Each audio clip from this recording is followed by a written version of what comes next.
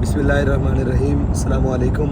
मैं मुखातिब हूँ खैबर पख्तूनख्वा की गयूर अवाम से और ख़ुसूसन मर्दान की अवाम से कि आप पख्तून हैं और पख्तून एक गैरतमंद कौम है और पख्तून इस्लाम के अंदर भी गैरत का निशान है। मैं तमाम अपने पख्तून भाइयों से कहता हूँ कि तहरीक लब्बैक पाकिस्तान के जो उम्मीदवारान हैं खैबर पख्तूनख्वा भर में, उन तमाम को 8 फरवरी को निकल कर कामयाब करें।